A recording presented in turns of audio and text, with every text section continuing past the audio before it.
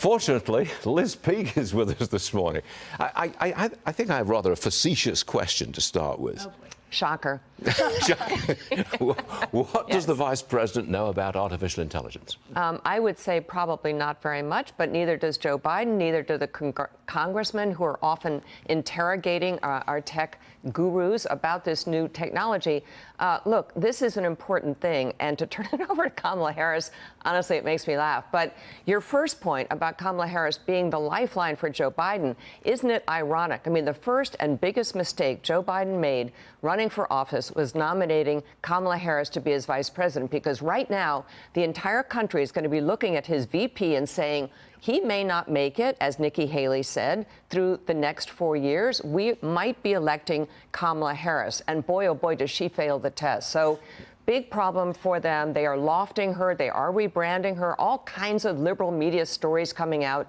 Good luck with that, because she's essentially a flawed candidate. You know, I think I'm out on a limb with what I'm saying here. About AI? Don't pause AI development. Let the private enterprise go at it. That's my position. Where are you on this? No, I think that's totally right. I do take very seriously the comments of people who are brilliant, like Stephen Hawking, the English physicist, who said this is mankind's biggest threat shortly before he died.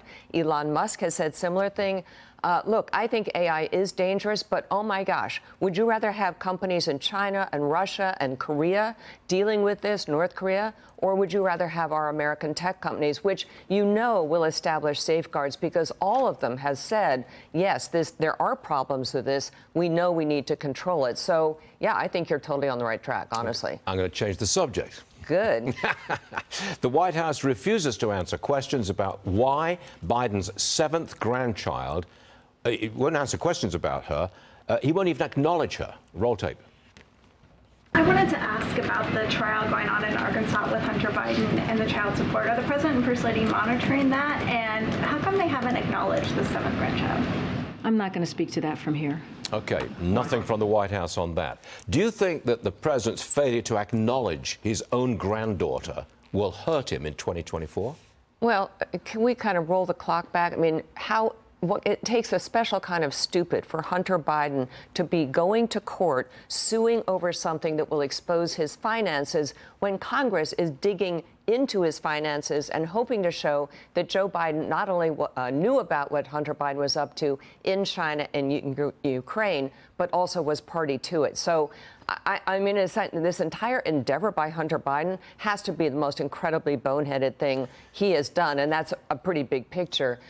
In terms of this hurting Joe Biden, you know, the media will cover for him on this, but it's trashy. I think it's disgraceful.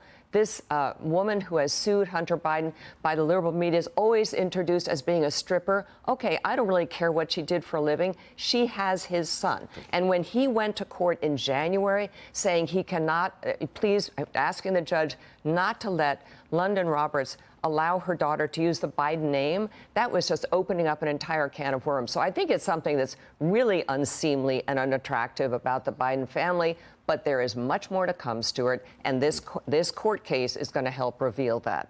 Liz, thank you very much for being here.